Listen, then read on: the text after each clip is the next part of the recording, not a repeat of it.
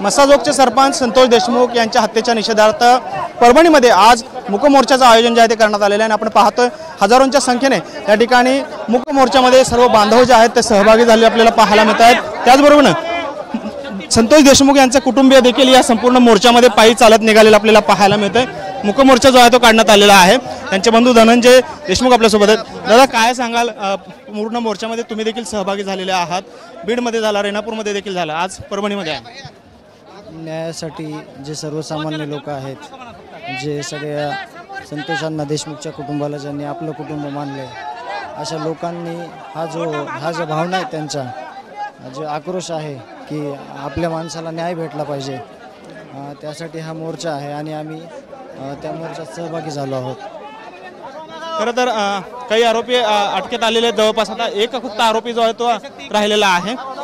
काय अपेक्षित आहे, केव्हापर्यंत हा आरोपी अटकेत येऊ शकतो आणि काय पुढची भूमिका काय असणार आहे आपल्या कुटुंबीय? लवकरच हा आरोपी जेरबंद होईल आणि बोलणारच आहे मी तुम्हाला नंतर की पुढची आमची मागणी काय आहे, त्यांना काय केलं पाहिजे, अजून आरोपीचा राहिलेला कसा शोध घेतला पाहिजे, याच्यामध्ये कोण कोण आहे या संदर्भात आम्ही तुम्हाला बोलू।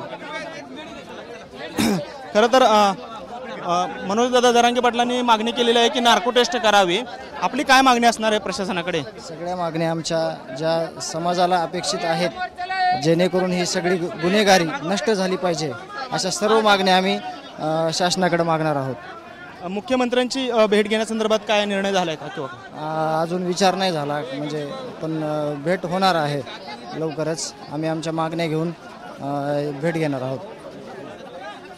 काय प्रमुख मागणी या पुढच्या कालावधीमध्ये असणार आहे, कारण आता आरोपी जवळपास अटकेत आलेले, एकच फक्त आरोपी राहिलेला आहे। आम्ही न्याय मागतोय, मग न्यायासाठी ज्या गोष्टी आवश्यक आहेत, ज्या गोष्टी करावायच्या आहेत, ते आम्ही सुचवणार आहोत सगळ्या गोष्टी। वैभवी दीदी, तू पण सहभागी झालेली आहे मोर्चात, यापूर्वीच्या 2 मोर्चात सहभागी झाली होती, काय भूमिका?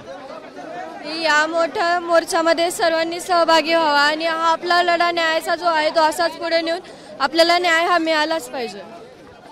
खरं तर आता आरोपी जवळपास सगळे अटकेत आहेत, एक फक्त आरोपी फरार आहे। काय वाटतंय पुढच्या कालावधीमध्ये कशा पद्धतीने भूमिका असेल? भूमिका आता ते प्रशासन बघेल त्यांचं, पण आम्हाला एक वाटतं की जो आरोपी आहे